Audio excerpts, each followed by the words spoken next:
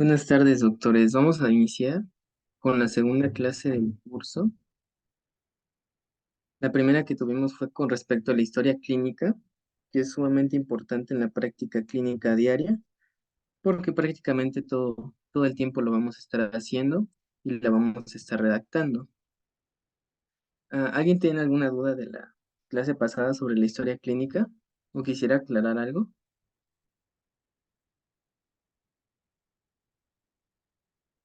No, doctor. Gracias. Vale.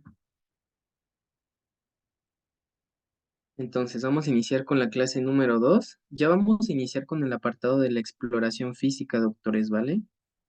Es otra cosa fundamental aparte de la anamnesis, porque sus doctores en las rotaciones clínicas les pedirán describir a sus pacientes y ustedes deben saber cómo explorarlos y cómo redactar lo que ustedes encuentren de hallazgos clínicos, ¿vale? Con lo primero que vamos a iniciar son exploración física, las generalidades. Esto de generalidades abarca prácticamente lo que tú ves en tu paciente a simple vista, ¿vale? Esto se le denomina el hábitus exterior y va a ser el tema que vamos a revisar el día de hoy, doctores. Entonces vamos a iniciar con las generalidades de la exploración física que viene en su temario marcado en propedéutica.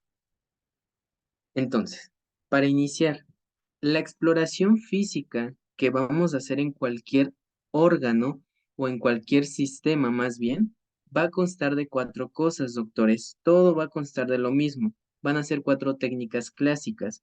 Como pueden ver en la imagen del lado derecho, vamos a tener la inspección, la palpación, la percusión y la auscultación. Absolutamente en cualquier tipo de exploración que ustedes realicen, nos iremos por apartados de superior a inferior. Pero independientemente de que ustedes realicen cabeza y cuello, tórax, abdomen, exploración de extremidades, de genitales femeninos o masculinos, tienen que hacer todos estos pasos.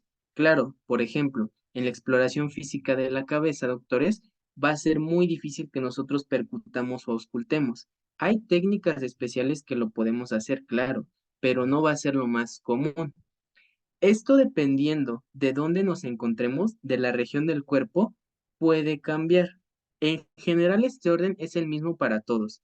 Inspecciono mi paciente, lo palpo, lo percuto y lo ausculto. Ahorita vamos a ver qué es cada una para que no se me estresen. Sin embargo, en regiones como por ejemplo el abdomen, este orden va a cambiar, doctores. Ya no voy a empezar. Bueno, la inspección, sí, es con lo primero que vamos a empezar, pero posteriormente no voy a palpar. En el abdomen voy a hacer inspección, auscultación, percusión y palpación. ¿Por qué se cambia de lado la auscultación?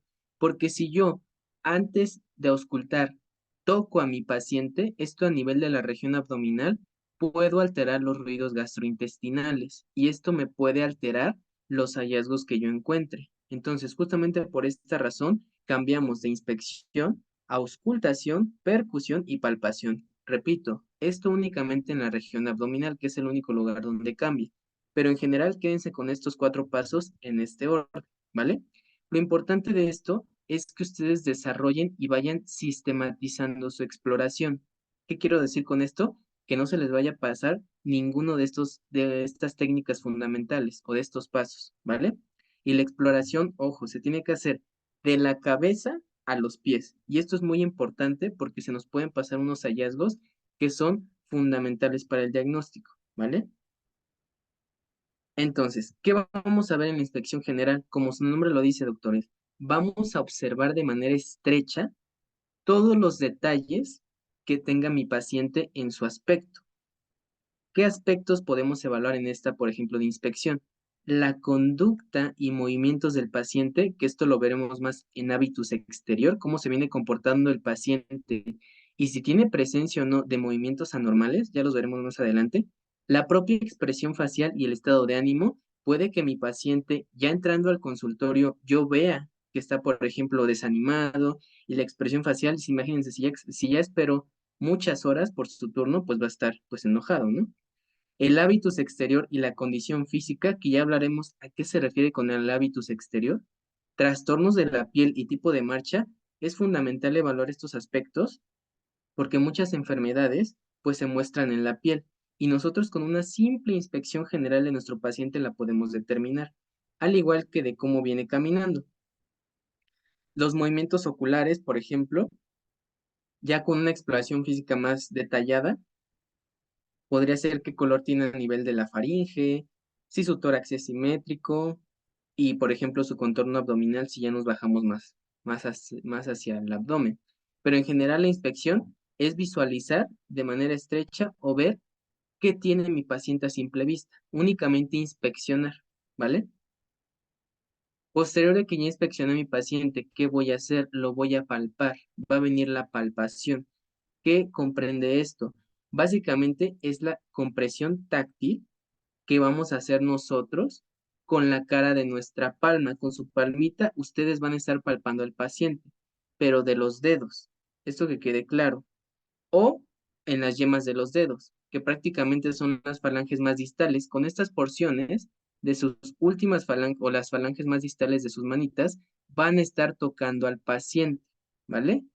Y en base a esto, ¿por qué con estas? Pues porque es una de las zonas en las que podemos discriminar de mejor manera si llegamos a encontrar algún hallazgo en el paciente. Como por ejemplo, ya veremos en la clase de exploración de mamas, una masa normal a nivel de la mama la podemos llegar a detectar gracias a esta parte de las falanges distales en nuestros deditos.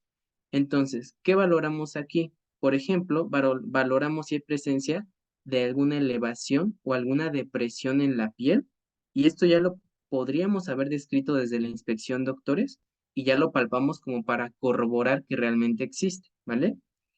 Cambios de temperatura o zonas de hipersensibilidad. Ya veremos en la exploración neurológica, por ejemplo, que va a haber algunos trastornos que me van a alterar qué tanto siente el paciente, ¿vale? Y se le van a denominar como zonas de hipoestesia o hiperalgesia, ¿vale? Dependiendo si siente poco hipoestesia y si siente mucho hiperalgesia, ¿vale? Igual vamos a palpar los ganglios linfáticos y los pulsos, que es importante sobre todo para la valoración de los signos vitales, el contorno y tamaño de los órganos. Esto cobra importancia sobre todo a nivel de la exploración abdominal, porque va a haber unas técnicas específicas que nos van a ayudar a delimitar cómo está el hígado y cómo está el vaso, por ejemplo, pero ya lo veremos más adelante. Y si hay presencia, por ejemplo, de tumoraciones, y crepitaciones articulares. Esto sobre todo lo vamos a ver cuando exploremos una articulación, que las articulaciones suelen hacer un chasquido característico que se denomina crepitación. Y ya veremos a qué se refiere con esto. Pero en primero, inspecciono a mi paciente, es decir, lo veo, luego lo palpo para corroborar que realmente es lo que vi, o únicamente pues lo palpamos para ver si hay presencia de dolor, si hay presencia de todo esto, y posteriormente a esto ya lo podría percutir. ¿A qué se refiere la percusión? Esta imagen es muy buena. Cuando ustedes entren a sus rotaciones, van a ver que se les va a dificultar un poquito al principio la percusión, porque tienes que hacerlo de manera fuerte y lo tienes que hacer prácticamente a nivel de la falange distal. Aquí vamos a tener un dedo percutor, que va a ser el que propiamente va a golpear al otro dedo y el otro dedo que va a estar en la porción de abajo, ¿vale? Que se denomina dedo plexímetro. El dedo plexímetro, que es este de abajo, va a ser el que es golpeado y el dedo percutor es el que va a golpear. En ambos casos, se va a utilizar el tercer dedo de la mano, ¿vale? Su dedito más grande, con ese van a percutir y con ese van a recibir el golpe. En las dos manos es el tercer dedo, acuérdense. Y lo importante de este golpe es que tiene que ser de arriba hacia abajo, ¿vale? Ahorita, por ejemplo, si ustedes tienen bueno, a lo mejor tienen su mesa al lado, empiecen a practicar. Coloquen su tercer dedo sobre su mesa, por ejemplo, y con el mismo tercer dedo de la otra mano, golpéenlo a nivel de la falange distal, es decir, en esta porción de acá. Van a escuchar un sonido como este, a ver si se logra percibir. ¿Sí escucharon, doctores? Sí, Ok, ustedes traten de hacer este sonido o traten de recrear este movimiento para que cuando lleguen a sus rotaciones clínicas no se les haga tan difícil, ¿vale? Van a ver que hay muchas técnicas para percutir, inclusive pueden usar el tercer y el cuarto dedo, es decir, su dedo más largo y el índice para percutir, pero lo ideal es que con el tercer dedo de ambas manos, el largo de ambas manos, tanto sea el plexímetro el que reciba el golpe como el que percuta, ¿vale? Y lo tienen que hacer fuerte, porque esto va a crear vibraciones, esto va a crear ondas dentro del organismo. Prácticamente lo que nos va a ayudar esta percusión es que se generen vibraciones táctiles, es decir, cuando yo golpeo a mi paciente de esta manera, genera una vibración por dentro. ¿Y esto por qué es importante? Porque esta vibración me va a decir muchas cosas, doctores. Por ejemplo, si yo percuto a nivel del hígado, se tendría que escuchar algo más o menos así. A ver si se percibe escuchar. Creo que no se percibió escuchar mucho. Pero, por ejemplo, ustedes tratan de percutir a nivel de su pierna. A nivel de su pierna van a escuchar un ruido como seco, un ruido muy corto y como muy seco. Ese ruido se denomina matidez. Esto lo vamos a ver más adelante en la exploración abdominal, pero es como para que vayan viendo la importancia. Cuando yo percuto un órgano o una sección del cuerpo, me va a dar sonidos diferentes. Vamos a tener de tres tipos sobre todo. Vamos a tener claro pulmonar, que es cuando yo percuto a nivel de mis pulmoncitos. Traten de hacerlo ustedes en su casa. Pónganse el dedo, el tercer dedo, encima de su pecho y empiecen a percutir. Eso es un claro pulmonar o sonoridad. Ese es el ruido normal que va a tener mi pulmón al yo percutirlo. Y por ejemplo, si ustedes se llegan a percutir a nivel de su hígado, que está prácticamente del lado derecho, por debajo de la última costilla, escucharían, como les comento, como si ustedes percutieran su piernita, así un ruido seco y un ruido cortito, ¿vale? Y el último ruido que nosotros vamos a tener a nivel de la percusión va a ser el timpanismo. Y esto es característico cuando un paciente, por ejemplo, tiene acumulación de gases. Esto es a nivel de la región abdominal. Percútanse a nivel de su estómago y van a escuchar un ruido fuerte y que va a durar mucho. Ese se le denomina timpanismo e indica, por ejemplo, presencia de aire. Mientras que la matidez, que les comentaba que es, por ejemplo, en hígado, indica la presencia de algo sólido, que en este caso es una víscera. Y en el caso de la sonoridad o el claro pulmonar, indica un contenido que no es ni sólido, pero tiene como componentes gaseosos y tiene un poco de componentes sólidos. Son como vísceras más huecas que tienen presencia de aire. Justamente por eso se escucha a nivel pulmonar la sonoridad, ¿vale? O claro pulmonar. Son los ruidos normales que se producen en la percusión. Y por último, bueno, de las últimas técnicas es la auscultación, que como su nombre lo dice, va a permitir escuchar un órgano determinado. En este caso, los más comunes van a ser el corazón y los pulmones. En base a esta auscultación, nos va a permitir detectar anormalidades a nivel del corazón, como por ejemplo soplos. Estos soplos son como ruidos anómalos que se van a producir por por el cierre anormal de unas válvulas, ¿vale? Ya lo verán más adelante en cardiología, pero prácticamente los soplos no son normales en un corazón y los podemos detectar pues escuchándolo en los focos cardíacos. Igual ya veremos cuáles son estos foquitos por si no se acuerdan. Y de la misma manera, pues si hay presencia de turbulencia, es decir, flujo sanguíneo que no está fluyendo adecuadamente a nivel de los vasos arteriales, ¿vale? Entonces, en la auscultación, pues utilizamos el estetoscopio, que prácticamente se conforma de su diafragma y la campanita del estetoscopio. Seguramente ya lo han visto. Ese estetoscopio nos ayuda para amplificar los sonidos que se producen, por ejemplo, en el pulmón y en el corazón. Y si todavía no tienen un estetoscopio para tercerito, pues yo les recomiendo que lo vayan comprando porque lo van a utilizar prácticamente a diario, doctores. Entonces, ya dijimos que es para detectar ruidos característicos a nivel del corazón, de los pulmones, pero también a nivel intestinal, porque yo les comentaba que la auscultación se suele hacer a nivel abdominal, ¿vale? Entonces, esta descripción que vamos a ir obteniendo, la tenemos que ir escribiendo en base a la localización, al momento, a la duración, según el tono y según la intensidad. Ahorita no se hagan bolas con esta parte. Esta descripción es sobre todo, por ejemplo, si nosotros encontramos algún soplo o algún ruido anormal a nivel del corazón. Pero conforme avancemos las clases vamos a ir abarcando más esta parte sobre este tipo de soplos. Entonces, ¿qué instrumentación podemos utilizar en la exploración física? Podemos utilizar mil cosas para la exploración física. Tenemos, por ejemplo, desde martillos de exploración que nos ayudan a los reflejos osteotendinosos, que ya veremos más o menos cómo se exploran.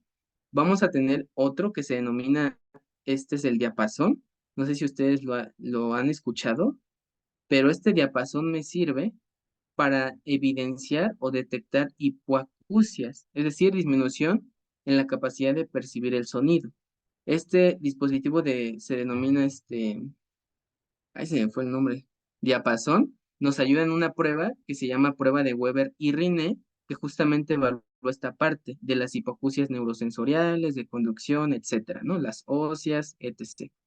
Vamos a tener también, por ejemplo, los otoscopios, que estos me ayudan a la exploración a nivel de la membrana timpánica, que hicieron ya prácticas de ICB de cómo se utiliza, y por supuesto, lámparas para los ojos y ver toda esa parte de mi paciente, ¿no? Las lámparas de exploración. Pero no son los únicos, doctores. Tenemos muchísimas cosas que nosotros podemos utilizar para la instrumentación. Los más básicos serían la lámpara de exploración, el estetoscopio que está en esta parte, pues sí, el baumanómetro, martillo de exploración, los abatelenguas, inclusive una cinta métrica, cuando lleguen a ginecología la van a ocupar muchísimo para medir fondo uterino, etcétera. Son muchas los instrumentos que ustedes pueden utilizar para la exploración. Aquí vienen enumerados muchos. Lo importante no es que los conozcan todos, porque a final de cuentas los irán ocupando a lo largo de su práctica clínica. Lo que sí importa es que vayan conociendo que se puede hacer una exploración física instrumentada, que es a través de este tipo de herramientas, y una exploración física no instrumentada. Ambas son necesarias y ambas son, pues, importantes. Y es por esto que las tenemos que realizar, doctores, ¿vale? Y justamente también algo importante, sobre todo si se van a consultas, por ejemplo, de tercer nivel. Las consultas son muy cortas, duran 15 minutos a lo máximo, y cuando te tardas más, pues los pacientes empiezan pues ya a quejarse y a molestarse. Entonces, ¿cuándo voy a realizar, por ejemplo, una valoración física completa? Porque yo les estoy diciendo que en la historia clínica, en la clase pasada, ya vimos que se hace una anamnesis y una exploración física de todos los sistemas, y son muchos. Realmente no nos da tiempo para hacerlo todo. Entonces, esta valoración completa o esta valoración integral de todos estos sistemas, del respiratorio, del pulmonar, del renal, todos los que vimos en la clase pasada, idealmente suelen hacerse cuando el paciente asiste por primera vez a nuestro consultorio o al hospital. ¿Por qué? Pues porque no conocemos a nuestro paciente, y entre mayor cantidad de información tengamos de él, pues va a ser mejor para su diagnóstico y tratamiento. Y vamos a tener más tiempo, eso es lo importante. Suelen dar hasta 30 minutos para primera vez en los pacientes. ¿Y cuándo haremos una valoración dirigida? Es decir, si mi paciente veo que lo estoy interrogando y me dice que tiene síntomas de tos, síntomas de disnea, que es dificultad respiratoria, etcétera, pues ya voy a orientar mi exploración física al aparato respiratorio. Ya no me voy a ir al aparato renal, al aparato urológico, pues no. Entonces, esta valoración dirigida sobre todo es para pacientes subsecuentes. ¿A qué se refiere con esto? Que ya han tenido un contacto previo con el mismo doctor y ya tiene su historia clínica, su expediente. Y por esto mismo lo vamos a cortar, sobre todo por el tiempo y porque vamos a hacer pues una exploración física dirigida en base a su sintomatología. ¿Vale, doctores? Entonces, ya con estas generalidades de la exploración física, ¿tienen alguna duda de cómo realizarla? ¿Sí pudieron hacer la percusión? Bueno, en su casa.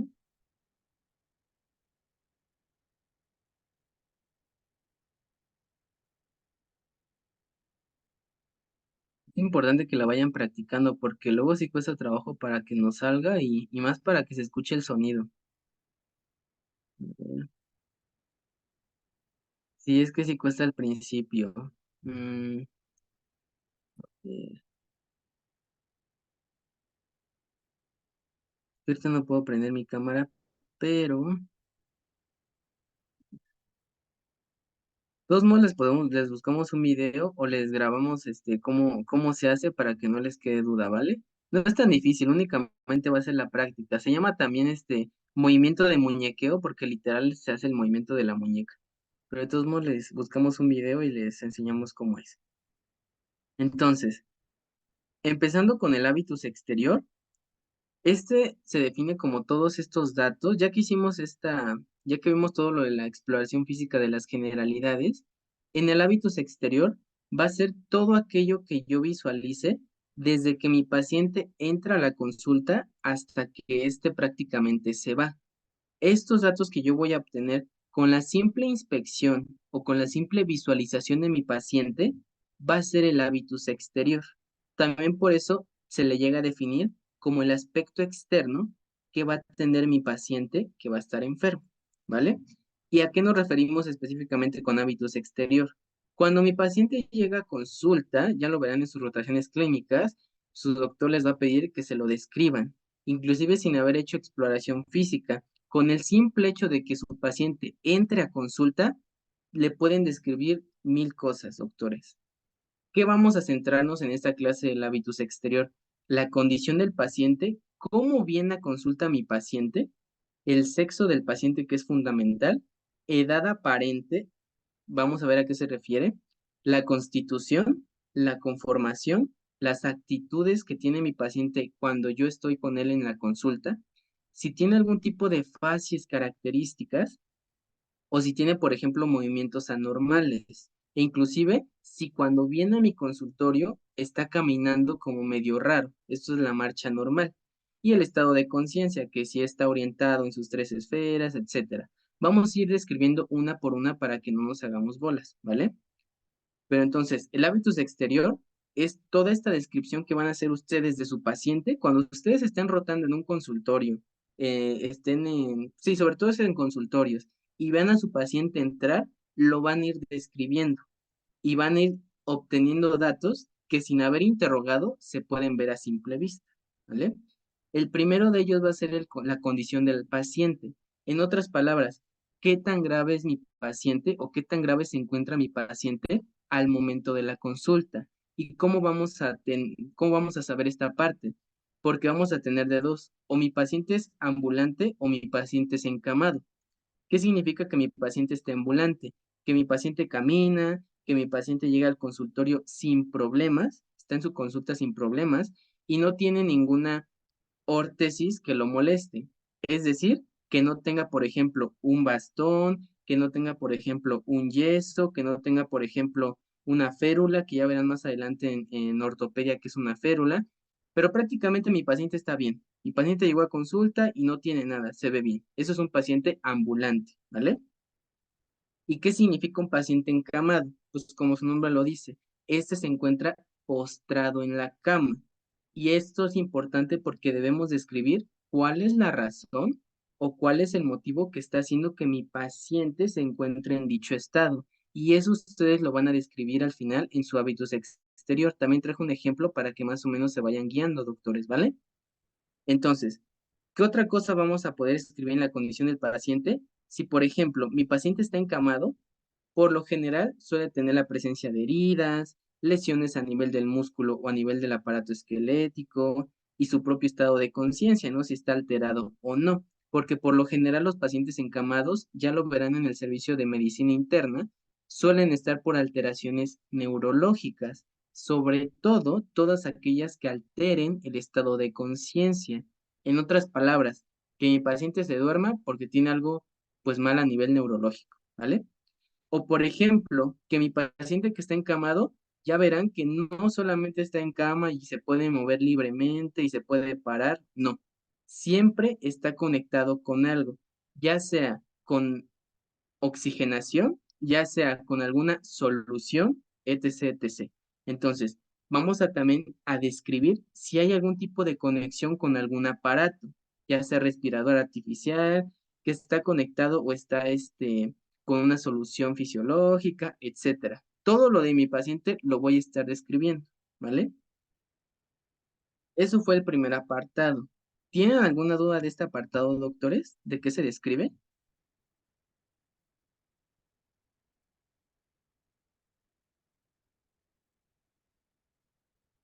No, doctor. Ok, de todos modos les traje unas tablas al final para que ustedes lo puedan describir bien, ¿vale? Ahora, pues nos vamos con el sexo del paciente. Pues en este apartado no hay más. Vamos a indicar si se trata de un paciente masculino o un paciente femenino. ¿Por qué es importante esto? Ustedes dirán. Debemos escribir las propias características físicas que va a estar teniendo mi pacientito. ¿Por qué? Por el simple hecho, pues, de ser mujer o de ser hombre. Y esto es importante, porque estas características, tanto anatómicas como fisiológicas, como lo acaban de ver en sus 2 primeros años, les van a conferir cierto grado de vulnerabilidad o cierto grado de protección contra diversas enfermedades, doctores. Y esta es la importancia de describir el sexo, porque algunos padecimientos son propios del hombre o son más comunes del hombre y otros son más comunes en la mujer. Si ustedes, bueno, no sé si ahorita a ustedes se les ocurre algo, pero me podrían decir así, si se les viene a la mente, algún padecimiento que ustedes digan, este es de un hombre, o este es casi exclusivo o más común en los hombres que en las mujeres, o si tienen uno de más común en mujeres que hombres, también está bien. ¿A alguien se le ocurre algo, por ejemplo? Cáncer de próstata. Justo, ¿no? El cáncer de próstata, pues no le va a dar, no le puede dar a una mujer, ¿no? Entonces, justamente por esto es importante el sexo del paciente, porque en un masculino, pues el cáncer de próstata va a ser uno de los más comunes. Y por ejemplo, en las mujeres, ¿cuáles dirían, doctores? ¿Podría ser la osteoporosis? Exactamente, la osteoporosis por el riesgo de que a cierta edad las pacientes tienen menopausia y empiezan a tener este déficit estrogénico, pues se hacen más susceptibles a tener osteoporosis. Muy bien. Entonces, esta es la importancia de conocer el sexo del paciente. Y en general son los cánceres, doctores, ¿no? El del pulmón, por ejemplo, aquí de la UNAM dicen que es más común en hombres, en mujeres ya conocemos cervicouterinos, a nivel de las mamas, etcétera, ¿vale? Esa es la importancia del sexo del paciente. Ahora, ya describimos cómo viene el paciente. Ya describimos cuál es el sexo del paciente. Ya, y ahora vamos a escribir la edad de mi paciente. Esto se llama edad aparente. Básicamente es la edad que va a representar mi paciente cuando yo lo veo en el hospital o yo lo veo entrar a la consulta y la voy a comparar, se le dice así, a la cronológica. En otras palabras, para que no nos hagamos bolas. Voy a ver a simple vista si mi paciente, tal cual como viene, me cuadra la edad, ¿vale? Entonces, es como, por ejemplo, cuando ustedes ven a una persona de 30 años, pero ustedes dicen, no, es que tú pareces como de 50, de 45. Ah, pues esa es una edad no aparente a la cronológica, porque según tú tienes 35 años, pero tú a simple vista no lo representas. A eso se refiere con la cronológica. Y por ejemplo, una persona que tiene 25 años y tú lo ves y dices, no, pues sí se ve joven, sí se ve como de veintitantos, esa es una edad aparente a la cronológica. Entonces, sí, sí concuerda, como yo lo estoy viendo, acorde con la edad real que él tiene, ¿vale? Entonces, y dirán, ¿por qué es importante esto? Porque, por ejemplo, ¿ustedes creen que un niño, por ejemplo, que tiene insuficiencia renal, tiene 14 añitos, se va a ver igual que un niño de su misma edad que no tiene la enfermedad? ¿Creen que se vería igual su apariencia física con respecto a su edad?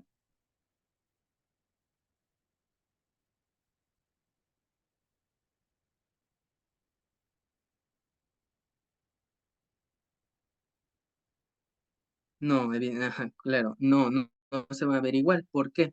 Pues porque estos niños pues están demacrados, la enfermedad se los consume. Entonces, en este tipo de pacientes, por ejemplo, sobre todo en los pacientes con enfermedades crónicas y pacientes con padecimientos muy graves, doctores, como por ejemplo estados neurológicos alterados, que tuvieron traumatismos fuertes, que tuvieron algún tipo de urgencia, suelen llegar a presentar una edad no aparente a lo cronológica. ¿Pero por qué? Porque esto es secundario a todo lo que les sufre la enfermedad. Las enfermedades prácticamente destruyen a mi paciente y me pueden llegar a alterar esta parte. Esa es la importancia de describir la edad aparente, porque si, por ejemplo, llega a mi consulta un paciente, les comento, de veintitantos años, pero se ve de treinta y tantos o de cuarenta y tantos, pues tú dices, pues, ¿qué tiene? No es normal que se vea tan demacrado mi paciente, no es normal que no me cuadre cómo se está viendo a la edad que tiene. Y ya lo interrogan ustedes y dice, ah, es que tengo enfermedad renal crónica, y ya dicen, ah, pues por eso es una edad no aparente a la cronológica, secundaria a un proceso de enfermedad renal crónica, ¿vale? Básicamente la enfermedad se come a los pacientes, doctores, y esta es la importancia de describir la edad, ¿vale? Ah, y esto básicamente es un pequeño resumen de las principales enfermedades que se ven, perdón, según los grupos de edad. En los niños, pues sobre todo son las enfermedades virales o las enfermedades bacterianas. Y por ejemplo, en los jóvenes es más común las lesiones por accidentes, pues automovilísticos y sucesos de violencia. También suele ser de las principales causas por las cuales mis pacientes jóvenes se hospitalizan. Y por supuesto, las enfermedades de transmisión sexual. Y los adultos y ancianos. Estos, como ya están en una etapa más avanzada de la vida, va a haber presencia de enfermedades crónicas degenerativas no transmisibles. ¿Saben ejemplos de enfermedades crónicas degenerativas no transmisibles? Diabetes, Justo, ¿no? La más común y una de las más feas que van a encontrar sí o sí en sus pacientes hospitalizados y en sus pacientes de consulta externa en sus rotaciones doctores, va a ser la diabetes. Y otra, por ejemplo, ¿cuál sería? tensión, Ay, ¿la qué, perdón? tensión, Exacto, la hipertensión arterial, ¿no? Son como las dos más comunes que van a tener estos pacientes. Y estas de adultos y ancianos no son exclusivas de este grupo de edad, pero sí se presentan más comúnmente aquí, ¿vale? Entonces, la importancia de saber la edad aparente de mi paciente es para visualizar o para saber si tiene una enfermedad ya diagnosticada y que le está afectando, pues, la calidad de vida, ¿vale?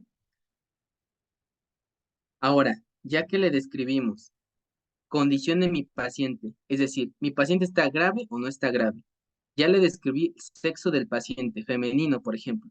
Ya le describí la edad aparente. Ah, entonces ya sería, por ejemplo, acude al paciente ambulante, es decir, porque mi paciente acude caminando y llega a mi consultorio, del sexo masculino, con edad, digamos, aparente a la cronológica. A simple vista, pues se ve bien, no se ve demacrado, no se ve con presencia de algún tipo de daño, etcétera. Ahora vamos a describir la constitución y el hábito. ¿A qué se refiere esto? Básicamente ya nos vamos a ir en la apariencia corporal de mi paciente. Es el grado de robustez que va a tener mi individuo. Punto. Si lo quieren ver de esta manera, vamos a decir que si está flaco, si está gordito, si está más fuerte, etc., etc. ¿Vale? Esto va a estar determinado en relación a tres cosas. Va a haber una relación entre el tejido óseo, es decir, el propio hueso, el tejido muscular, y que esto definimos como un paciente que está fuerte o no está fuerte, y el propio tejido celular subcutáneo, que esto nos da pues la propia obesidad, que es el tejido adiposo. En base a la relación que tengan estos tres, o en base a cuál de estos o a cuáles predomina más en mi paciente, yo lo voy a poder clasificar en cuatro tipos, doctores. En pacientes fuertes, en pacientes se denomina media, en pacientes débiles y en pacientes fuertes debilitados. Vamos a ver a qué se refiere cada una de estas, ¿vale? Entonces, vamos a tener, por ejemplo, a un paciente que se le escribe como fuerte, tal cual como su nombre lo dice. Ustedes a simple vista van a estar viendo que la relación del tejido muscular, es decir, el músculo, y del tejido óseo, pues va a ser más prominente. Sobre todo lo que ustedes se van a dar cuenta es del tejido muscular. Tu paciente va a estar muy fuerte, va a estar, como se dice, mamado, ¿no? Tu paciente. Ahora bien, la media, ¿esa cómo va a ser? Pues va a ser un paciente que ustedes vean y digan, pues él está, yo siento que está bien, o sea, no está gordito, no está tan fuerte, eso es la media, donde va a haber una proporción igual en los tres tejidos del cuerpo, tanto el muscular tanto el adiposo y tanto el óseo. Y ustedes dirán, pero ¿cómo me doy cuenta si es medio, si es fuerte, tal? Una de las principales herramientas que ustedes tienen va a ser la valoración del peso corporal. ¿Cómo podríamos evaluar el peso corporal? Pues con el índice de masa corporal. Ese va a ser un parámetro fundamental para que ustedes puedan darle nombre y apellido en esta parte a su paciente, ¿vale? Y un paciente débil, por ejemplo, va a predominar la relación, perdón, del tejido óseo. En otras palabras, se va a ver más prominente sus huesos y va a tener poca cantidad de tejido muscular, ¿vale? Prácticamente es un paciente flaquito el débil, un paciente medio es como un paciente que tiene un índice de masa corporal de veintitantos, todavía se mantiene bien, y el fuerte es que a simple vista ustedes ven que tienen mucha fuerza muscular, ¿vale? Y por ejemplo, el fuerte debilitado, ¿cómo es este paciente? Es un paciente que tenía una constitución fuerte, es decir, mi paciente no tenía enfermedades previas, mi paciente tenía un índice de masa corporal adecuado, etcétera, pero ¿qué pasa? Le dio una enfermedad, ya sea aguda o crónica. ¿A qué nos referimos una enfermedad aguda? Aquella que nos va a afectar el peso corporal. Y las crónicas, las enfermedades crónicas, doctores, van a afectar tanto el peso corporal como la talla de mi paciente. Y esto es importante porque ustedes cuando, sobre todo si están en un primer nivel y tienen consultas de especialidades, a mí me tocó una de esas, van a rotar en pediatría. Y en pediatría es muy importante eso porque los niños van a tener desnutrición aguda o crónica y depende si tienen una enfermedad aguda o una enfermedad crónica. En el caso, por ejemplo, de que tengan una enfermedad aguda en mi paciente, pues ya se empieza a tornar débil. La enfermedad se los empieza a comer, doctores. Y este se le denomina un paciente fuerte debilitado. Estaba bien, pero una enfermedad, pues le dio en la torre. Y ahorita pues ya se encuentra mal, ¿vale? Entonces, hasta ahorita, ¿tienen alguna duda con la constitución o hábito y la edad aparente, doctores?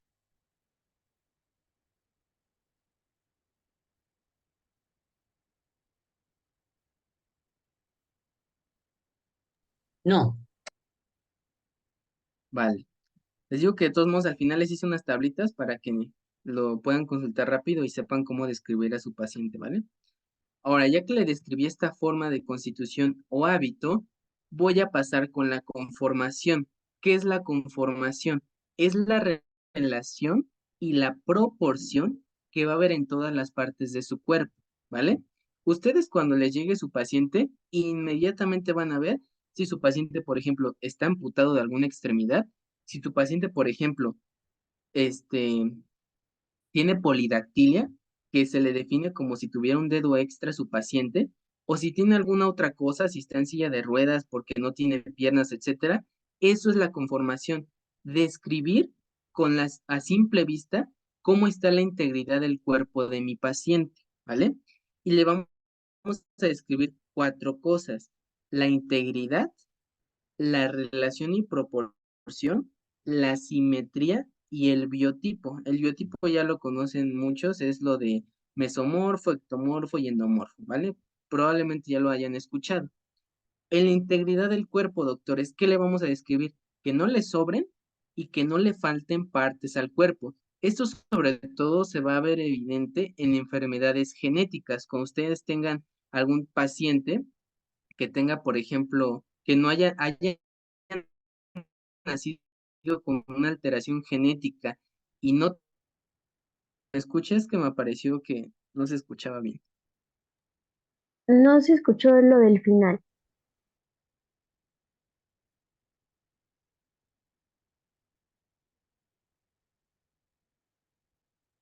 ¿Sí se escucha, doctores? Ya se escucha, pero no se escuchó lo del final. Ok. Entonces les comentaba que lo de la conformación le vamos a escribir la integridad del cuerpo, que no le sobren o le falten partes al cuerpo, que esto se hace evidente en enfermedades genéticas, por ejemplo, que no se les llega a formar por completo una extremidad, ya sea un bracito o una pierna, pues ahí se hace evidente que no está íntegro el cuerpo. También la relación y proporción, en otras palabras, la distribución de todos los segmentos de su cuerpo. Esto, por ejemplo, se hace común en pacientes con acondroplasia. Los pacientes con acondroplasia pues, son los que están, se les denomina como los pacientes que están enanitos. Ellos no tienen una adecuada relación y proporción de sus extremidades, porque en este caso la parte torácica es mayor a las extremidades, tanto a sus piernas como a sus brazos, ¿vale? Otra que se va a describir va a ser la simetría. La simetría es prácticamente que sean mitades iguales en ambas partes del cuerpo y sobre todo en los órganos o en las estructuras que son pares, como por ejemplo, que ambos ojos estén bien, que no haya uno que esté malo o que, por ejemplo, tenga estrabismo o que no abra bien. Eso lo vamos a estar describiendo, doctores. La simetría entre las dos partes de mi cuerpo, tanto a nivel de los ojos, como a nivel de las rodillas, como en las manos, en los brazos, etc., etc., que sean simétricos, ¿vale? Y finalmente vamos a tener al biotipo, que son los biotipos que ustedes conocen como endomórfico, mesomórfico y ectomórfico, que lo tenemos en la siguiente página, que son estos que ustedes ya conocen. Prácticamente el mesomórfico, tenemos aquí los tres tipos. Tenemos el mesomórfico, que es el atlético, que ustedes conocen como el que es fuerte, por así decirlo. El ectomórfico, que es como el paciente más delgado, que le cuesta subir de peso, está muy flaquito, etcétera. Y el endomórfico, que no le cuesta trabajo ganar peso, al contrario, lo gana con mucha facilidad, y lo que sí le cuesta trabajo es perderlo, ¿vale? Aquí les puse una descripción rápida de estos tres tipos de somatotipos. Seguramente ustedes ya los conocen, entonces no hay más tema con esto, ¿vale? Ya que le describimos esta parte de la conformación de mi paciente, le voy a describir la actitud. La actitud básicamente son todas aquellas posturas o todas aquellas posiciones que mi paciente va a tomar al momento de yo realizarle tanto el interrogatorio como al momento, por ejemplo, de ya querer explorarlo. Básicamente es si mi paciente, por ejemplo, tiene algún dolor, ¿qué postura adopta para ese dolor?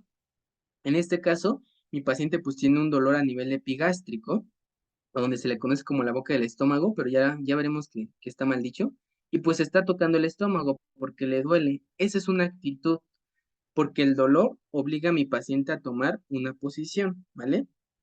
Por ejemplo, ¿qué tipos de actitudes tenemos? La libremente escogida. Prácticamente mi paciente no tiene nada. Mi paciente adopta y cambia de posición a voluntad. ¿Por qué? Porque no le duele nada ni tiene nada que se lo impida, ¿vale? Vamos a tener la instintiva, que aquí ya va a ser una posición adoptada para disminuir el dolor provocado en una región del cuerpo. Como por ejemplo tenemos la posición fetal, que en este caso de la posición fetal sería como si mi paciente se hiciera conchita o se hiciera pues si se hiciera bolita por el dolor intenso que siente a nivel estomacal. Esa es una actitud instintiva. ¿Por qué? Porque tiene dolor y con esa posición le ayuda a disminuir. Vamos a tener otra que, por ejemplo, es la forzada. En esta posición forzada es sobre todo en pacientes que tengan las órtesis.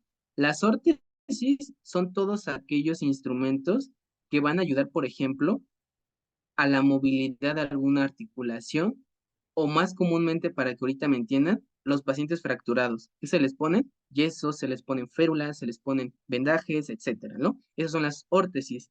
¿Qué pasa con un paciente, por ejemplo, que es politraumatizado y tiene, por ejemplo, yeso a nivel de las piernas y a nivel de los brazos? Pues mi paciente no se va a poder mover.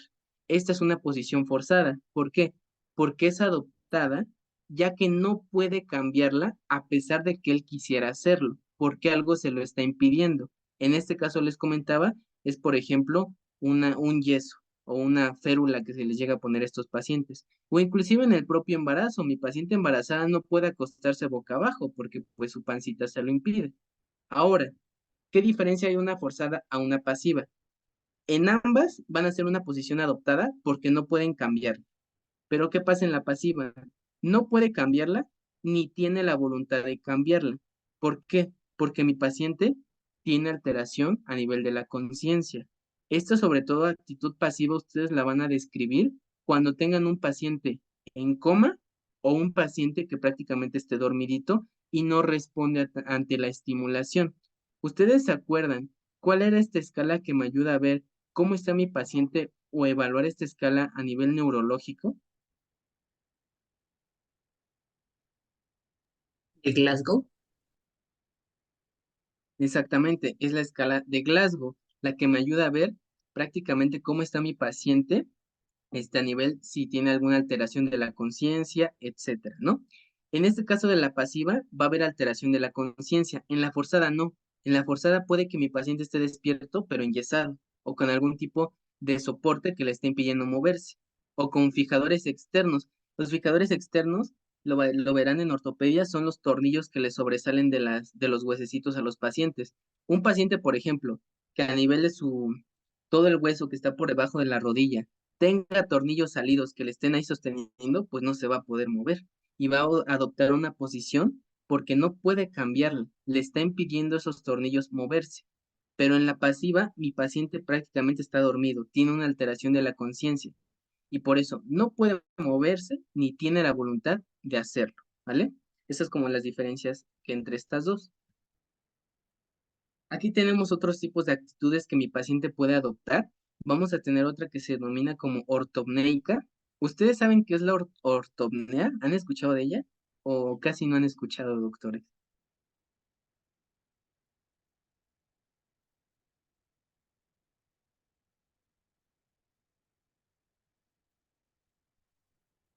Ok.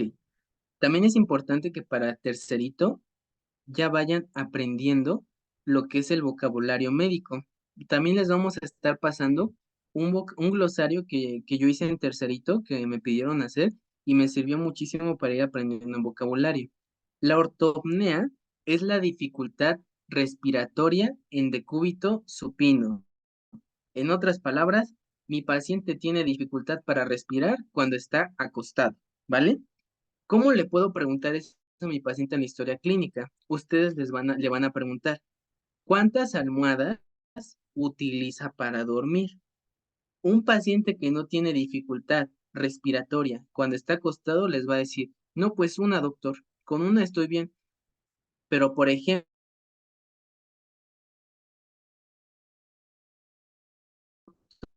yo necesito muchas almohadas porque si no, no puedo dormir. O creo que ya se me volvió a ir al interno. Ya se escucha, te quedaste en, por ejemplo,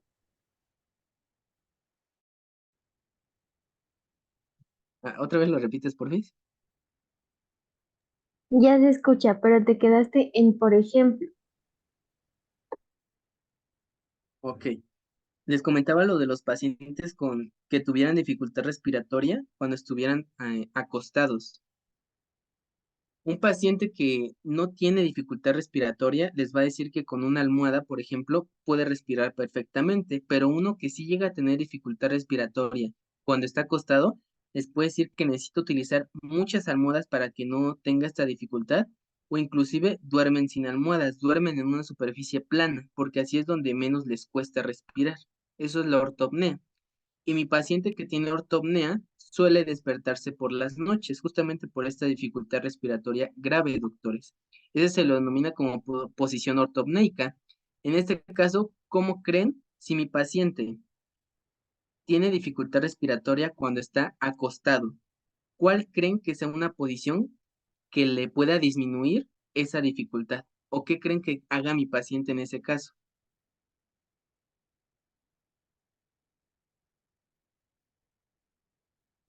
¿Qué dicen? Exactamente, se sientan. Esa es una actitud ortopneica. Ay, perdón. Esa es una actitud ortopneica que para disminuir su sintomatología, en este caso, se sienta mi paciente y ya con eso puede respirar. Y otra es es la antálgica o antiálgica. Como su nombre lo dice, anti de algia de dolor y anti, pues que no le duela, ¿no? Una fase que disminuya el dolor. Estas posiciones las va a adoptar el enfermo para disminuir o para atenuar el dolor que está sintiendo en alguna parte del cuerpo. Hay muchísimas fases antálgicas o antiálgicas.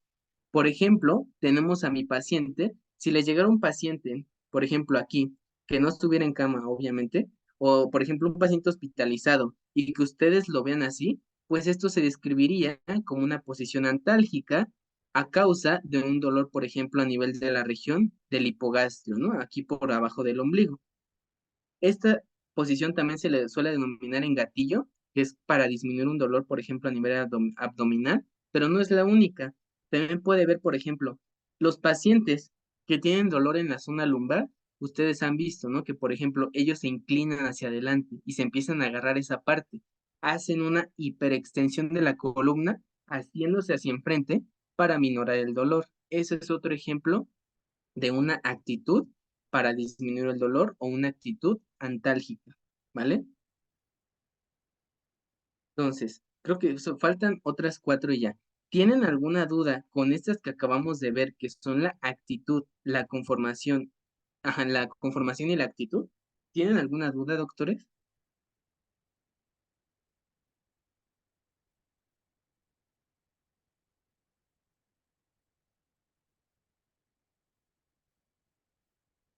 No, todavía no. Ok, vale. Entonces, ahora las facies. ¿Qué es una fascie? Las expresiones faciales que se van a observar en mi paciente. Estas expresiones faciales son importantes porque me van a orientar a que mi paciente pueda llegar a tener algún tipo de enfermedad determinada. ¿Ustedes saben, doctores, cómo se llama esta fascie o qué tiene este paciente? Es de microbiología.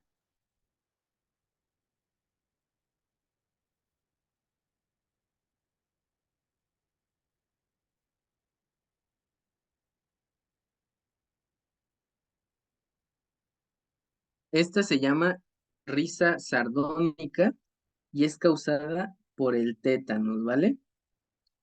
Este tipo de favores, por ejemplo, este es un claro ejemplo de que si conocemos esta fase y llega un paciente así, ya sabemos el agente causal, ¿vale? Esa es la importancia de este apartado. Cuando mi paciente, por ejemplo, no tiene algún tipo de fase característica y ustedes dicen, pues la verdad no se ve ni que esté desviado a algún tipo, a alguna región de su cara, no se ve algo anormal, pues se denomina o se va a describir como una fase no característica, es decir, una fase de cualquier individuo sano, que tiene prácticamente todo normal, lo que podremos llegar a describir una fase no característica y les suman ustedes cómo está su estado de ánimo. Es decir, el paciente está alegre, si está triste, está enojado, etcétera. En las facies vamos a tener de muchísimos tipos, doctores. Hay mucha cantidad de facies. Lo que quiero no es que se aprendan todas las facies, pero que sí empiecen como a tener ese ojo clínico de ver en mi paciente qué tiene. O sea, si ven ustedes aquí a la paciente, ustedes empiecen a decir, como que la piel está rara, se ve como un poco amarilla, inclusive este ojito a nivel del párpado superior se ve un poco hinchado. Eso es lo que quiero que ustedes vayan haciendo, que vayan teniendo este ojo clínico de cómo se ve tu paciente a simple vista. ¿Qué fases tenemos, por ejemplo? Tenemos la fase ictérica, que en este caso tenemos los tegumentos, es decir, la piel la vamos a tener una coloración de tipo amarillenta. Eso es una fase ictérica. ¿De qué va a ser característico? De muchas enfermedades, sobre todo de hepatitis, doctores, y las hepatitis tienen muchísimos tipos. Vamos a tener otros síndromes congénitos que también la pueden dar, pero lo importante es que ustedes se lleven de que vayan describiendo a su paciente según ustedes lo ven. Las fases hipertiroideas, ya vieron igual, hiper e hipotiroidismo en farmacología. La fase hipertiroidea se clasifica y se caracteriza porque tenemos los ojos saltones, ¿no? Por esta destrucción del músculo periorbicular de los ojos. Otras características de la fase hipertiroidea son todos los síntomas que ustedes ya conocen del hipertiroidismo en farmacología, ¿vale? Tenemos otras fases, como por ejemplo la fase mongólica o mogólica, que es característica de trisomías 21 de síndrome de Down, ¿vale? Ya verán más adelante, les digo, no se aprendan como tal ahorita, ay, me tengo que aprender qué veo en esta fase hipertiroidea, qué veo en la fase ictérica, no. Lo importante es que ustedes vayan viendo o ustedes vayan orientando a qué enfermedad se parece. Ya cuando vean a bueno, un paciente que tenga ojos saltones, que empiecen a ver que tiene pérdida de peso, tal, pues ustedes ya digan, se parece a una fase hipertiroidea. O cuando llevan un paciente ustedes hospitalizado y le ven las palmas de sus manos amarillentas, las escleras amarillas, y le piden que diga A, y ustedes ven los paladares también de color amarillo, ustedes digan, esta es una fascia ictérica, ¿vale? Eso es lo importante. Y la fascia mongólica, pues es muy característica, les comentaba, del síndrome de Down. Ellos por lo general suelen tener el epicanto, que este es un ángulo interno del ojo que van a tener. Van a tener hipertelorismo, que es como este aumento en la distancia que va a haber de un ojo al otro. Aplanamiento del tabique nasal, vamos a tener hipertrofia de la lengua, etcétera. Muchas características. Esta no se les va a pasar nunca. Por ejemplo, igual en neurología ustedes van a ver una enfermedad que se denomina miastenia gravis. La miastenia gravis, no me voy a adentrar ahorita en esto, prácticamente genera debilidad muscular, doctores. Y por ejemplo, si ustedes tuvieran que decirme qué pueden ver en este paciente, aunque se equivoquen, no se preocupen. ¿Qué verían en este paciente así que digan, esto es muy característico de él?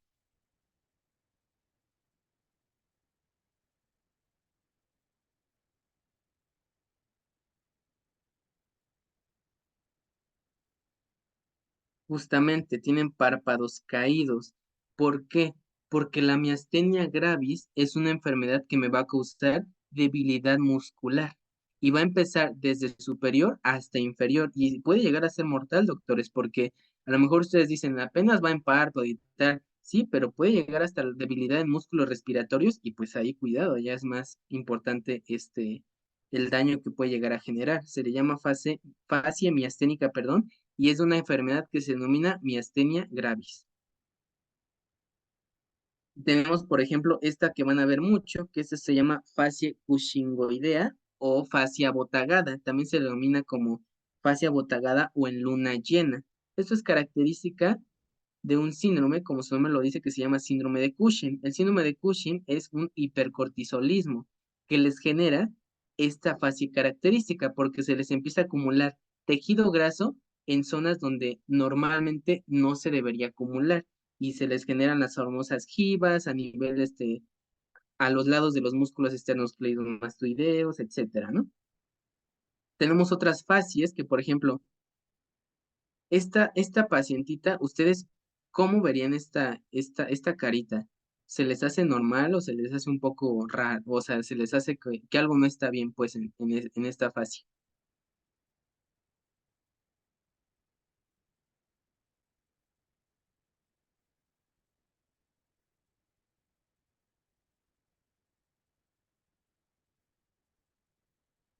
No, no está normal, se ve un poco hinchada, tal vez.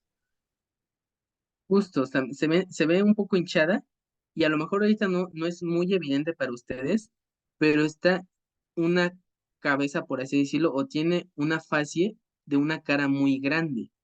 Esta es una enfermedad que se le denomina acromegalia. ¿Qué significa acromegalia? Acro es distal, megalia, pues como un crecimiento excesivo. Es una enfermedad que provoca un crecimiento excesivo de las extremidades o de las porciones distales de mi cuerpo. Entre ellas vamos a tener una afección de la cara y vamos a tener prácticamente, pues va a estar muy agrandada. Esta se denomina fascia acromegálica. La verdad no es muy común de verla, pero todos los libros mencionan en las fascias que existe esta, ¿vale?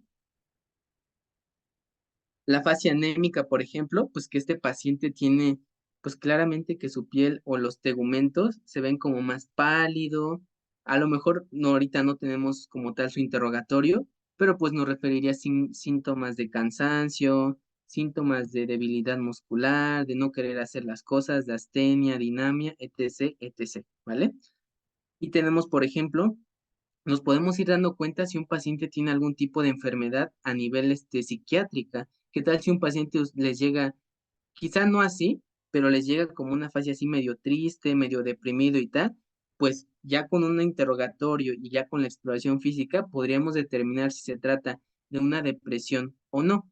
Cuando mi paciente llega así como con estas características de que tiene angustia, de que está desasociado, etcétera, pues se le denomina como fascia depresiva, ¿vale? Otras que tenemos, por ejemplo, tenemos esta fascia que a mí me preguntaban mucho en mis exámenes. Sí preguntan mucho bueno, a mí me preguntaban en los exámenes las fascias cuáles conocía y tal. Entonces, pues si pueden, lleguen a darle una repasada.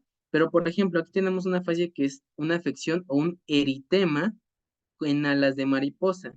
Seguramente ya saben cuál es, que es la enfermedad del lupus eritematoso sistémico. Cuando vean esto, pues es lupus, ¿vale?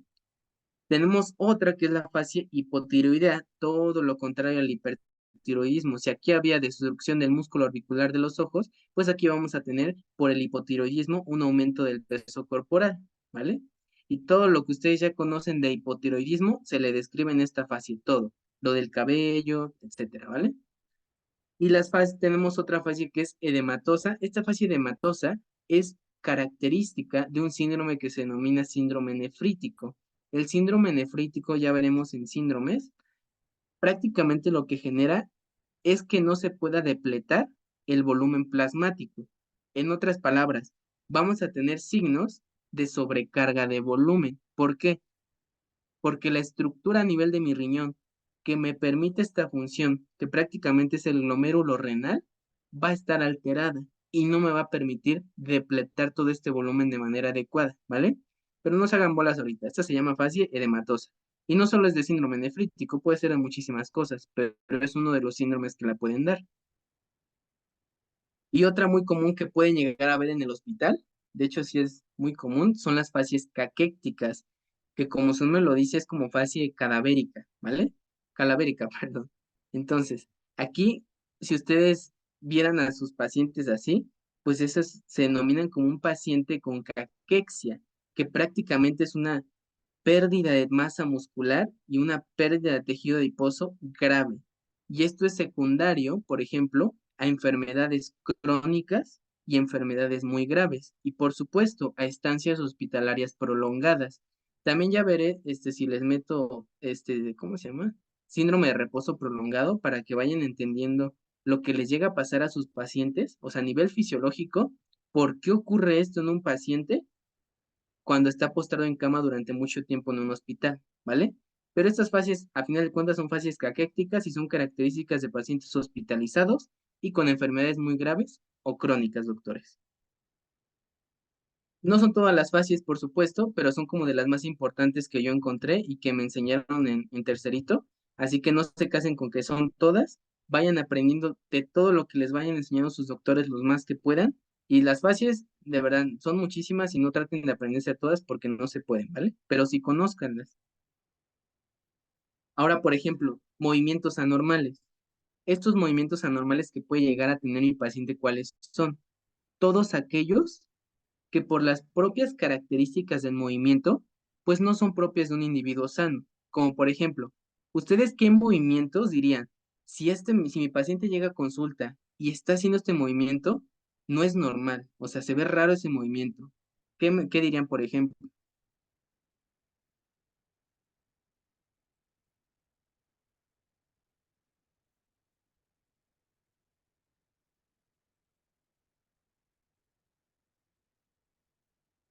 De los principales, por ejemplo, que tendríamos serían los temblores, ¿vale?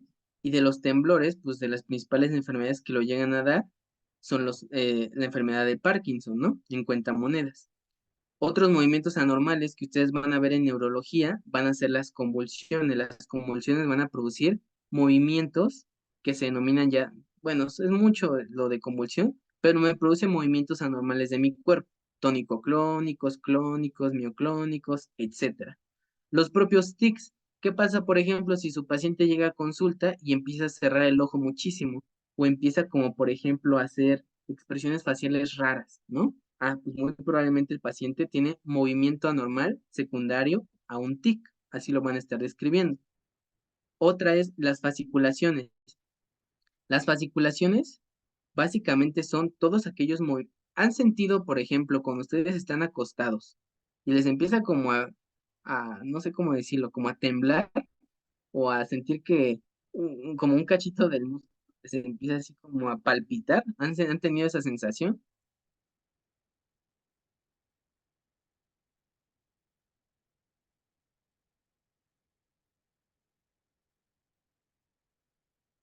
Bueno, si la han tenido, esas son fasciculaciones, ¿vale? Bueno, creo que no me voy a entender bien. pero eso se le denominan fasciculaciones, como todos estos pequeños movimientos saltatorios del músculo que se producen de manera involuntaria y sobre todo son por cambios de temperatura, doctores, ¿vale? Y los parkinsonianos que ya les comentaba.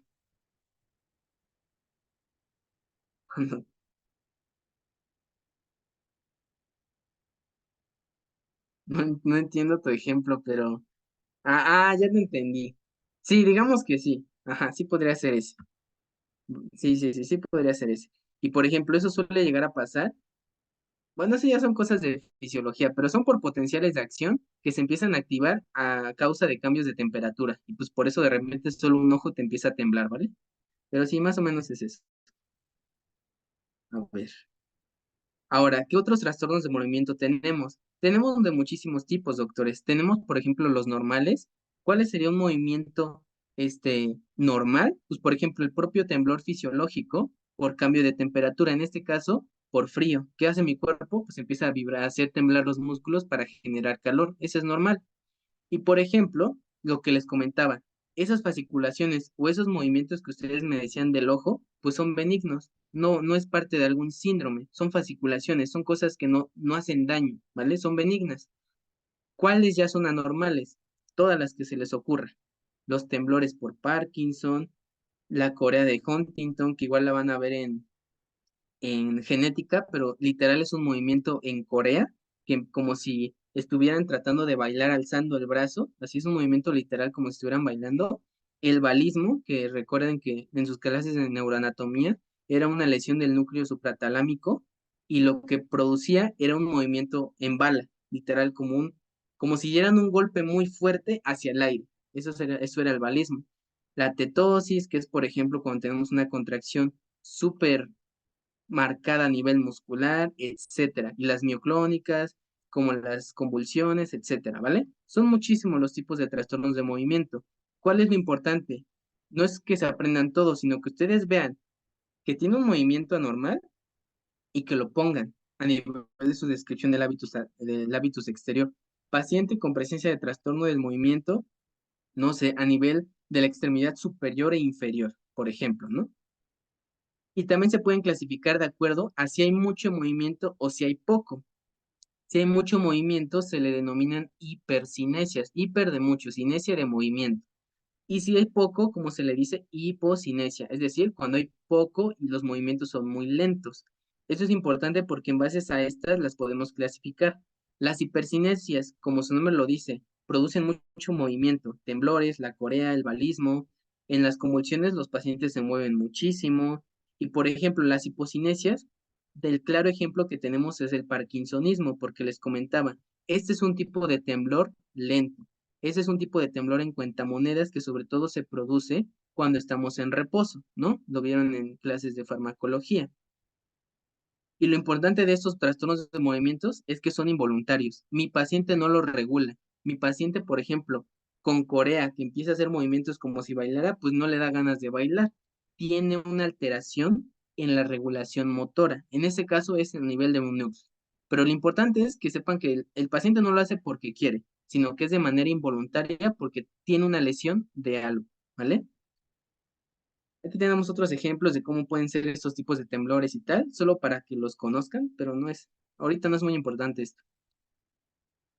Y las marchas anormales. Esta es otra cosa importante, doctores. ¿Cómo va a llegarle su paciente a la consulta? Su paciente va a estar caminando por su cuenta, o a lo mejor su paciente va a llegar en silla de ruedas, mi paciente va a estar con un bastón, va a estar con muletas, va a necesitar ayuda para desplazarse. Todo eso tienen que ir viendo cuando llegue a su consulta. Las marchas anormales, ¿cómo se definen? Como estos movimientos que van a ser conscientes, van a ser voluntarios, van a ser rítmicos y van a ser coordinados, ¿vale? Eso es prácticamente la definición de una marcha normal. Son movimientos que mi paciente quiere hacer, consciente, voluntarios, rítmicos, es decir, llevan un orden y van a ser coordinados. Mi paciente lo quiere hacer, ¿vale? Y se va a desplazar de un lugar a otro. ¿Qué va a pasar en este caso de las marchas anormales? Pues va a ser impulsada, por supuesto, por los pies y se van a acompañar ya, ya sea de un braceo que sea rítmico o no, ¿vale?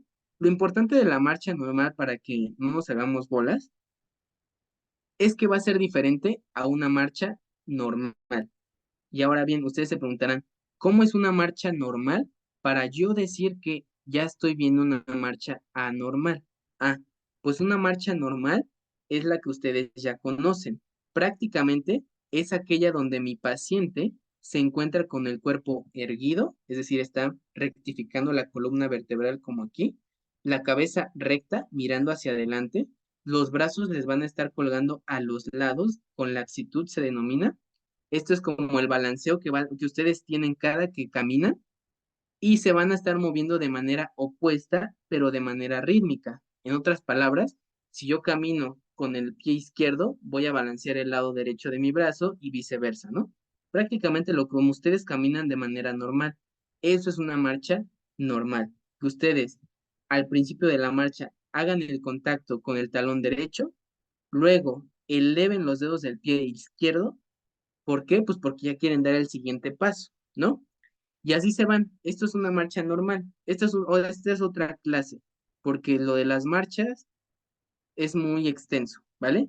Pero solo quiero que les quede claro lo normal, para que ustedes entiendan cuándo ya no es normal esta situación. Y básicamente, lo que me ayuda a esta marcha o a esta movilidad van a ser cuatro cosas. El apoyo del cuerpo contra la gravedad, que esto me lo va a dar mis pies al momento de dar los pasos, ambos pies me lo van a dar, la sucesión de pasos, qué tantos pasos voy a estar dando y cómo los voy a estar dando, doctores, porque no va a ser lo mismo, por ejemplo, que mi paciente solo camine con un solo pie. ¿A qué me refiero con esto? Que el otro lo esté cojeando y solo se desplace con uno. Eso no es una marcha normal, porque necesitamos que ambos pies participen a lo largo de todo el trayecto, ¿vale? Que mantengan el equilibrio, esa es otra. Imagínense que les llega un paciente que pónganle ustedes, sí camina con los dos pies, pero ustedes ven que se empieza a desviar a los lados o como que se quiere caer. Por ejemplo, si tuviera esa alteración del equilibrio, ¿ustedes en qué pensarían en algún tipo de síndrome o en algún tipo de alteración, doctores? Si tuviera pérdida del equilibrio,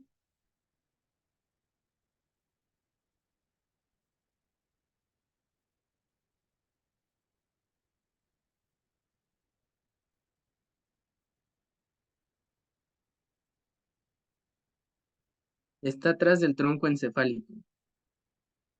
Ajá, sí, también, justo. Está bajo los efectos del alcohol. O por ejemplo, ¿no? Que tuviera alguna alteración a nivel cerebelosa, ¿no? Que nos ayuda a la coordinación del movimiento. Pero sí está bien lo del alcoholismo y sobre todo porque estamos diciendo que un paciente, por ejemplo, nos puede llegar a consulta externa. Eso es bueno.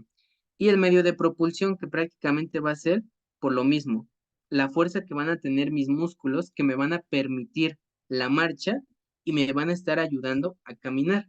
Sobre todo, esto lo van a ver en rehabilitación. Hay músculos específicos que me ayudan a la marcha, a mantener esta postura, erguida, esta postura recta, ¿vale? Sobre todo van a ser los músculos de la columna, los músculos de la cadera y los músculos de la rodilla.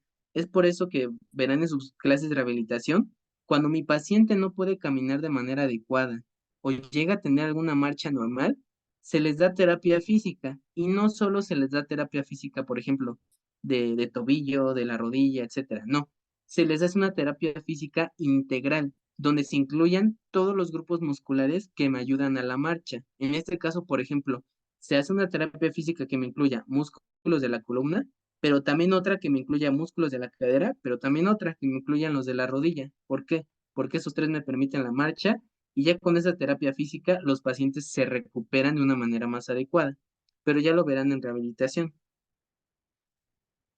¿Qué marchas anormales tenemos? Ah, sí, esto ya es de lo último, doctores, ¿vale? ¿Qué marchas anormales tenemos? Tenemos muchísimos tipos, al igual que las facies, son muchísimas. Solo les quise poner tres para que se vayan adentrando a este mundo de las marchas. Tenemos, por ejemplo, marchas hemiplégicas, que como su nombre lo dice, hemi, la mitad del cuerpo. En este caso tenemos una parálisis de la mitad del cuerpo o el hemicuerpo del lado derecho. Así se lo van a describir a sus doctores, ¿vale? En mi cuerpo del lado derecho vamos a tener pues una parálisis, ¿vale? Que es la marcha hemipléjica. Justamente vamos a tener el lado derecho flexionado de nuestro bracito y justamente el pie de este lado va a estar haciendo como un movimiento de circunducción, es decir, como un movimiento circular hacia adentro. ¿Por qué? Porque lo voy a estar como por así decirlo, jalando hacia el pie que sí me está sirviendo, ¿vale?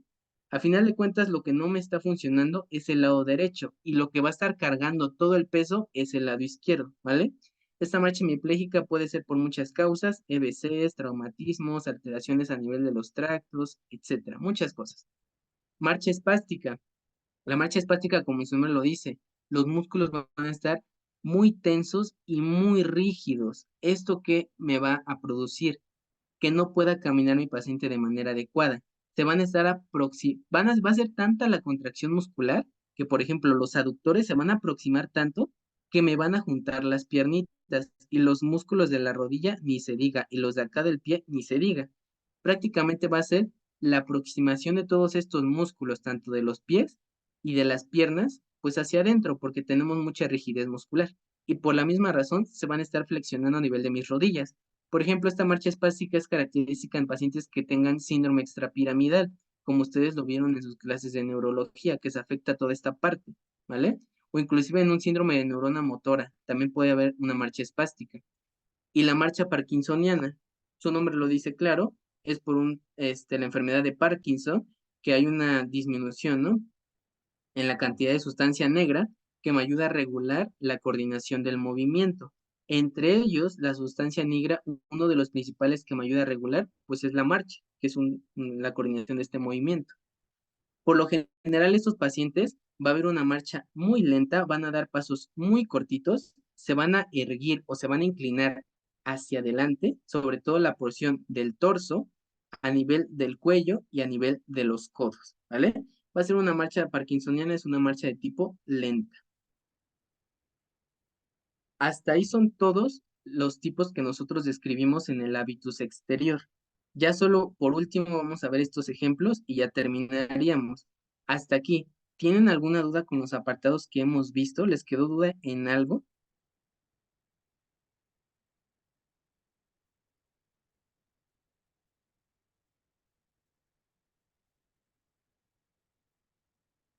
No, doctor. Ok, eso es importante también, doctores. Al principio en tercerito les va a dar como un poco de pena preguntarle a sus doctores, porque muchos son como medio rudos y así, pero no se queden con dudas de nada, chicos. Lo peor que les pueden decir es, pues una regañada, pero de eso, a tener el conocimiento, pues una regañada, ¿no? Ya que te den el conocimiento. Así que cualquier duda siempre díganselas a sus doctores, ¿vale? Y por último, vamos a tener aquí los ejemplos que yo les comentaba. Todos estos, si se fijan, es lo que acabamos de ver. Únicamente se los puse para que les sea más fácil en el momento de que ustedes lo redacten. Todos estos aspectos se denominan aspectos somáticos. Son todos aquellos que vamos a describir en la inspección general de mi paciente, doctores. Vamos a empezar por lo que habíamos dicho.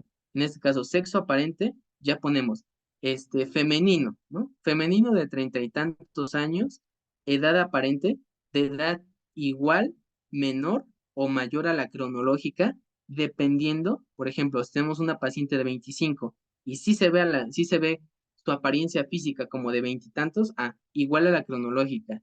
O viceversa, si tenemos una paciente de 30 años y se ve aparentemente por su aspecto físico, por su facie, por así decirlo, mayor, pues paciente de edad aparente mayor a la cronológica, ¿vale? Si se fijan, este cuadrito es sumamente útil para que ustedes lo vayan describiendo. Facies, tenemos muchísimas facies, leonina, que esta era característica de, ahí se me fue, ¿cuál era la enfermedad? Ahorita me acuerdo. Facie, hipocrática, facie cadavérica, la facie que tenga mi paciente, ustedes la ponen, como lo acabamos de ver acá. Hay muchísimos tipos de facies, ya dependiendo si tienen facie, por ejemplo, en alas de mariposa, hipotiroidea, hipertiroidea, ya la describen ustedes según lo que vean. O si no tiene nada, facie no característica de un paciente, facie no característica propia de un paciente sano. Así lo pueden llegar a poner, así he visto que lo redactan, por ejemplo, en mi hospital. Otra cosa, la actitud. ¿Cómo llega su paciente? Actitud libremente escogida, es lo que acabamos de ver. Si él se puede desenvolver durante la consulta sin problema alguno, o forzada porque llega a tener algún tipo de órtesis, que son los yesos, férulas, clavos, que le impiden, por así decirlo, moverse a voluntad, ¿vale?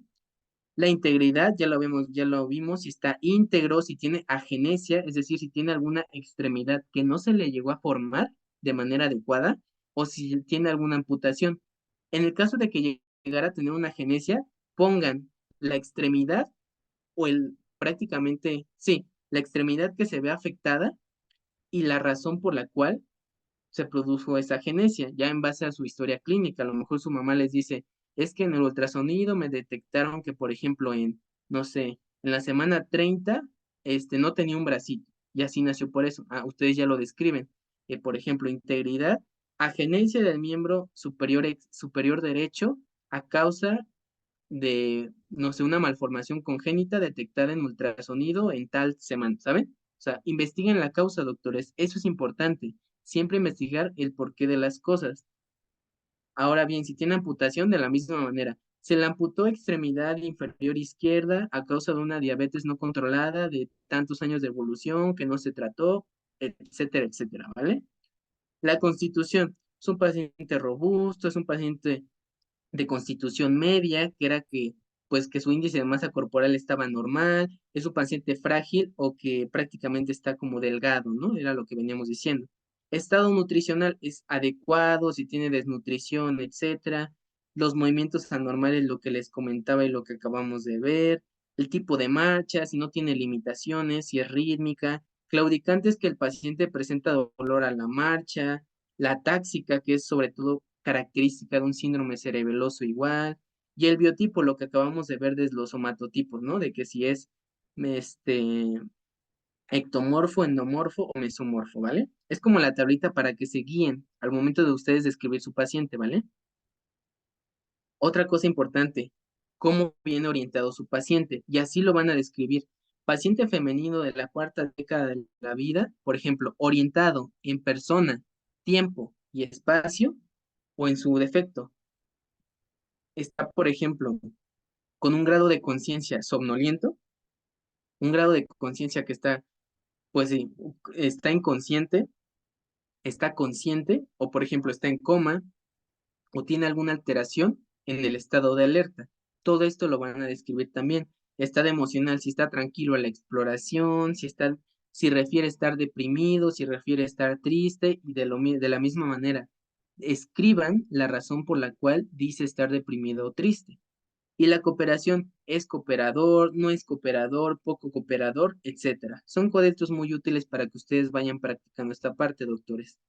Y otra cosa, aspectos también que pueden llegar a describir el cuidado personal. Esto ya si quieren, ya lo describen más en la historia clínica, en los apartados donde van. Por ejemplo, el cuidado personal en los antecedentes personales no patológicos, a nivel del estado socioeconómico, pues igual, lo pueden ir metiendo en su descripción de la historia clínica, ¿vale? Toda esa parte sí es como más de la historia clínica, pero esto y lo que les puse acá atrás sí es del hábitus exterior, ¿vale? Y miren, este es un ejemplo de cómo se llega a registrar el hábitus exterior. Masculino, de edad aparente igual a la cronológica, sin facies características, actitud libremente escogida, íntegro, constitución media, con estado nutricional adecuado, sin movimientos anormales, con una marcha rítmica sin limitaciones y biotipo mesomórfico, que está orientado en tiempo, espacio y persona, está consciente, está tranquilo en la exploración y es cooperador en la consulta. ¿Vale? Esto es como todo lo que acabamos de ver, en lo que se resume y cómo se puede llegar a describir en nuestra historia clínica, ¿vale? Eso es todo por la clase de hoy, doctores. ¿Tienen alguna duda o algo que no les haya quedado claro?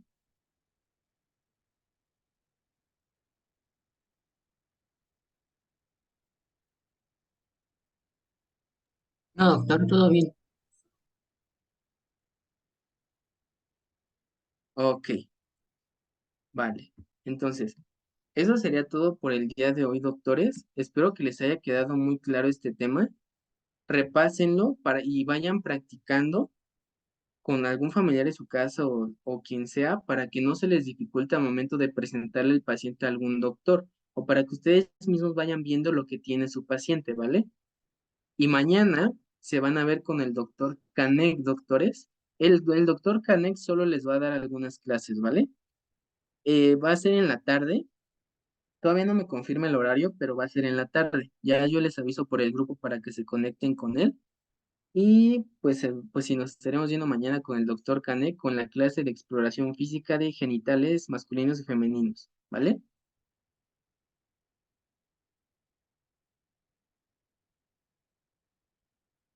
Sí, doctor, gracias. Vale, adiós chicos.